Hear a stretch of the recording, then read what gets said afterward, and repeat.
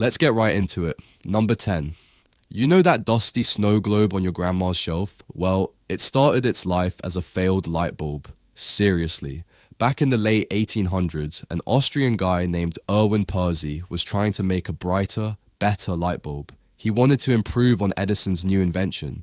His big idea? Fill a glass globe with water and toss in tiny particles, apparently semolina, like the stuff in pasta, to try and diffuse the light and make it glow brighter. It was a terrible light bulb, but when he moved it, he noticed the particles floated around inside and created this really pretty, slow-motion snowfall. It was the 1800s equivalent of trying to fix your Wi-Fi and accidentally inventing a new kind of sandwich. Totally unrelated, but way cooler. He patented it, and for the 1878 Paris Universal Expo, he put a tiny model of the brand new Eiffel Tower inside one. Boom!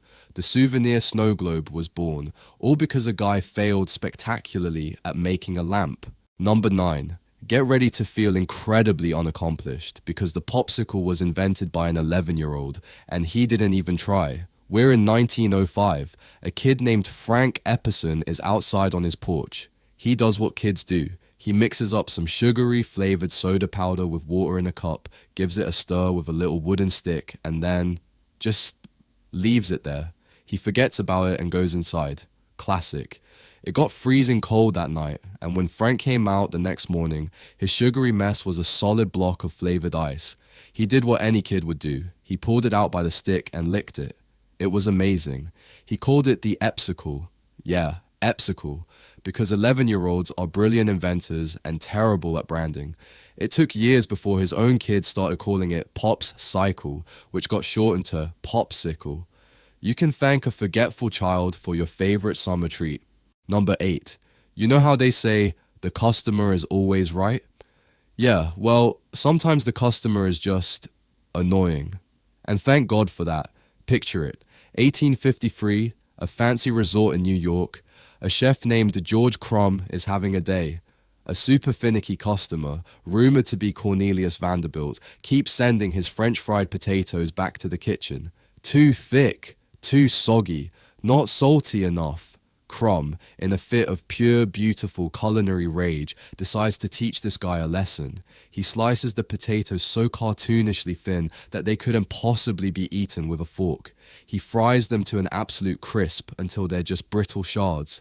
And then, just to be extra petty, he dumps a mountain of salt on them. It was the 1800s way of saying, here are your stupid fries, you monster. The plan backfired, spectacularly. The picky customer loved them. He couldn't get enough. Other guests demanded them. Saratoga chips became the restaurant's biggest hit. The lesson, sometimes being incredibly petty, pays off. Number 7. If you've ever felt dumb because you used a new product wrong, don't. You might just be an innovator. In the early 1900s, a tea merchant in New York named Thomas Sullivan was trying to save a little cash. Sending his tea samples to customers in those big, expensive metal tins was cutting into his profits. So, he had an idea.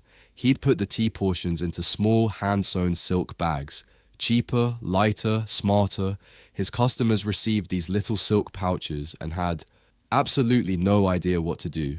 They were used to loose-leaf tea and strainers, so they just guessed. They figured, well, I guess the whole bag just goes in the hot water. It's like getting a new gadget and trying to eat the instruction manual. But their mistake was brilliant. It was way easier. No mess, no strainer, perfect portion. When Sullivan heard what they were doing, he didn't correct them. He leaned in. He ditched the expensive silk for gauze, and the modern tea bag was born from a worldwide, collective, am I doing this right? Number 6. This one goes out to all the messy people, the ones who never clean their tools right after they use them. Your ancestors are proud. In 1826, a British chemist named John Walker was, like most chemists back then, just stirring some weird, bubbly potion. He was mixing chemicals, potassium chlorate and antimony sulfide for you nerds, with a wooden stick. He put the stick down, and later, he noticed a dried up gunk ball of chemicals on the end. Instead of cleaning it off like a responsible adult, he tried to scrape the gunk off by dragging the stick across his stone floor.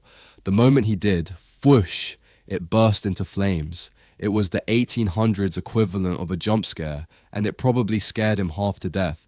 But then he realized, wait, that's useful. He started making and selling these friction lights. But here's the best part, he never patented it. He thought it was such a useful invention that it should belong to everyone. Of course, other people immediately copied it and made a fortune.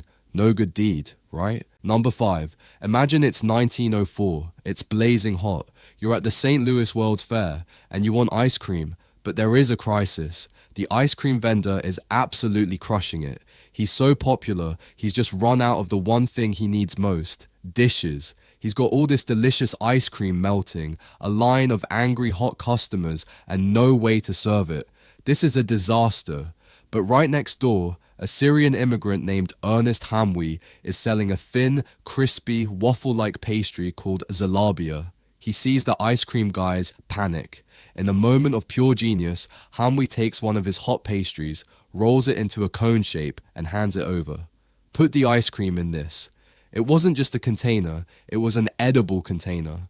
Customers went nuts. It was portable, it was delicious, and it meant no dishes to wash. The ice cream cone was born, all thanks to 2 food truck guys at a fair helping each other out. Number 4. Cornflakes. The most basic, unassuming, I guess I'll eat this breakfast cereal. Its origin story is, well, it's basically rotten bread. The Kellogg brothers, John and Will, were running a health hospital, and these guys were intense. They were super strict Seventh-day Adventists who believed in bland, plain foods to promote health. They were trying to make a new, healthy, digestible bread for their patients. One time they left a batch of boiled wheat dough out by mistake for way too long. It fermented. It basically went bad, but instead of throwing it out, because waste not, want not, they tried to run it through the rollers anyway. It didn't make a sheet of dough. It broke apart into weird, crunchy flakes. They baked them, served them, and patients actually liked them. But here's where the family drama starts. John, the doctor, was happy with the plain, boring health food. But his brother Will had a vision. Will was the fun one. He thought, you know what this health food needs? Sugar, and let's use corn instead of wheat. John was horrified. He called adding sugar a crime. Will didn't care. He started the Kellogg Company, made $1 billion, and the brothers barely spoke again. All from stale dough. Number 3. Okay, this one is equal parts genius, and just what? In the 1850s, a young chemist named Robert Chesebro traveled to the oil fields in Pennsylvania. He wasn't looking for oil, he was looking for new materials, and he noticed the oil rig workers were dealing with this gross, waxy black gunk that kept clogging the machines. They called it rod wax. But here's the weird part. The workers were slavering this industrial waste all over their cuts and burns. They swore it healed them faster than anything. Chesebro, instead of running away screaming, thought, business opportunity. He took barrels of the gunk back to his lab, spent years refining it into the clear petroleum jelly we know, and branded it as Vaseline. But how do you sell refined oil gunk? He was a showman. He would literally burn his own skin with acid or an open flame in front of live audiences. Then he'd just calmly apply Vaseline to the burn to show how it healed. But wait, it gets weirder. He was so convinced of its miracle properties, he ate a spoonful of it every single day of his life. And he lived to be 96. I am not telling you to eat Vaseline. Please, do not eat Vaseline. But wow. Number 2, you ever just stare at your microwave, impatiently waiting for your leftover pizza to get lukewarm on the inside and molten lava hot on the outside? Well, you have World War II era weapons technology to thank for that. This is Percy Spencer, a self-taught engineer working at Raytheon. He's building magnetrons, which are basically the high-powered vacuum tubes that create the microwaves for radar systems. You know, for hunting Nazi planes. One day, he's standing in front of an active radar set and he notices something. He reaches into his pocket and the peanut butter candy bar he had in there has completely melted. Now, a normal person might think, guess I shouldn't stand so close to the giant death ray machine. Percy Spencer thought, can it cook other things? He immediately sent a kid out to get a bag of popcorn. It worked.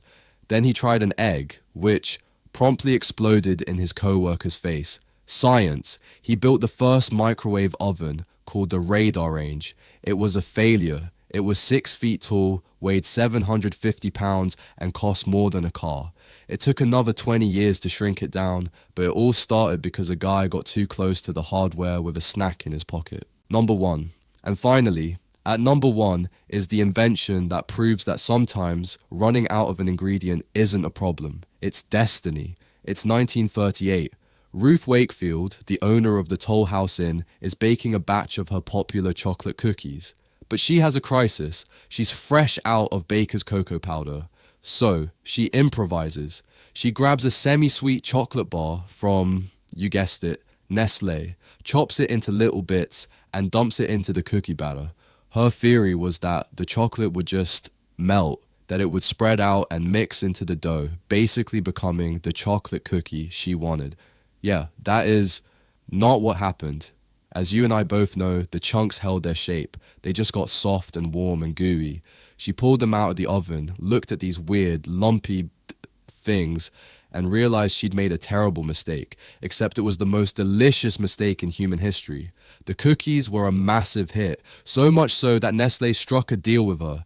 They got to print her Toll House cookie recipe on their packaging, and in return, Ruth Wakefield received a lifetime supply of chocolate. That is the dream. That is winning at life. And there you have it. 10 things you probably use all the time that only exist because someone messed up, got lazy, or was just incredibly petty. It just goes to show your biggest oops moment might just be your masterpiece. Or, just an oops moment. Probably the second one, but hey, you never know. If you feel a little smarter, or at least a little better about your own life choices now, go ahead and accidentally hit that like button and subscribe for more weird facts. See ya.